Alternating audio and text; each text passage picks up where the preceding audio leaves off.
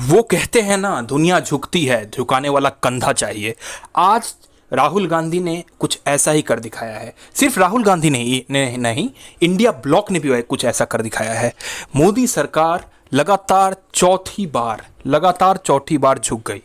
और झुकने का कारण क्या है? झुकने का कारण सिर्फ यही है, वो है कि डेमोक्रेसी का रिस्टोरेशन जो 4 जून के बाद हुआ है। जी हाँ दोस्तों, पिछले शनिवार 45 पोस्ट के लिए पदों के लिए हमारे देश में लेटरल एंट्री की एक नोटिफिकेशन जारी की गई थी।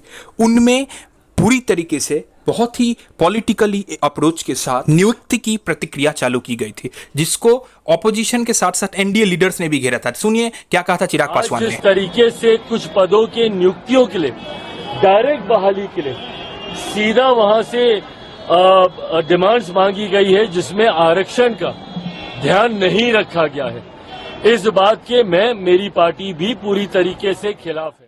वक्फ बिल और इस बिल के साथ, इस डिसीजन के साथ, जिसे बीजेपी गवर्नमेंट को ओवररूल करना पड़ा है, फिर से इस बिल के साथ, इस डिसीजन के साथ, इस एडवर्टाइजमेंट को हटाना पड़ा है, जिसे जितेंद्र सिंह ने खुद हटाया है यूनियन मिनिस्टर के लेटर के द्वारा। तो हमें इससे क्या पता चलता है कि अब मोदी सरकार को यह पता चल रहा है, नरेंद्र मोदी जी को यह पता चल रहा है कि अब वो अल्पमत की सरकार पर है, वो अब हाशिए पर है। इससे यह पता चलता है कि भारतीय राजनीति में एक नया दौर आ चुका है, जहां पर नीतीश नायडू और चिराग पासवान जैसे नेता, यहां तक कि जीतन राम मांझी जो एकमात्र एमपी खुद अपने पार्टी से हैं, उन्होंने भी अब इसका प्रोटेस्ट करना शुरू कर दिया है, जिससे पता चलता है कि मोदी जी को अब लाल आंख दिखाया जा रहे हैं। सुनिए क्या कहा कांग्रेस के नेता पवन खेरा ने। ये समझ लेना चाहिए कि अब वो कोalition सरकार में है।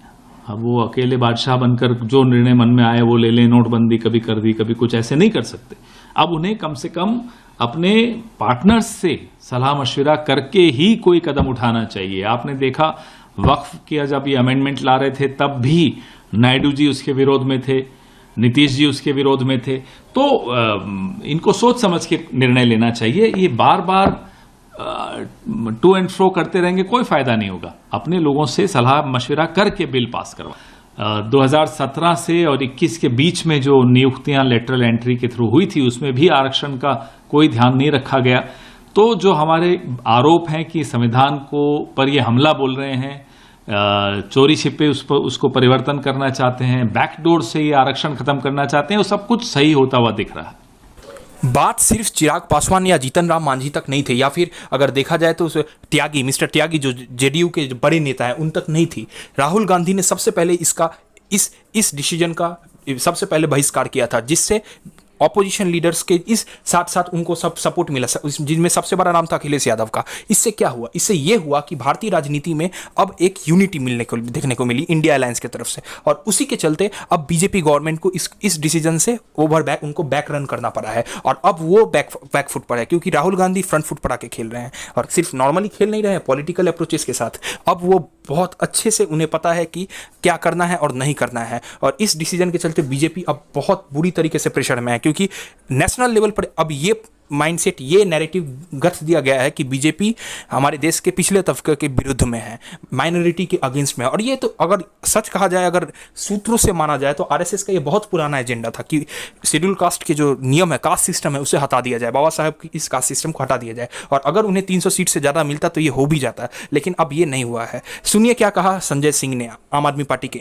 जनता पार्टी पूरे देश में पिछड़ों का, दलितों का, आदिवासियों का आरक्षण खत्म करना चाहती है। ये तो इस देश की जनता का धन्यवाद है कि उन्होंने 240 पर बीजेपी को रोक दिया, वरना तो अब तक आरक्षण और संविधान दोनों खत्म हो गया होता।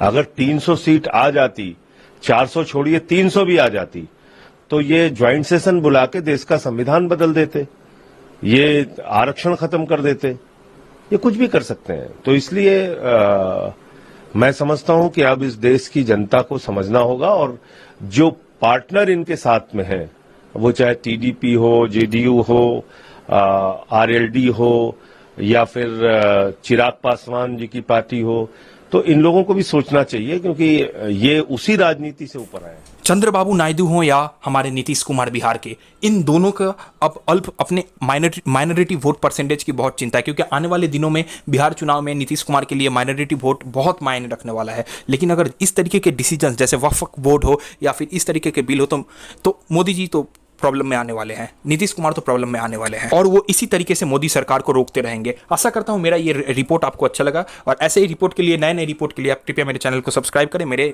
चैनल के साथ एसोसिएटेड रहे। जय हिंद, जय भारत।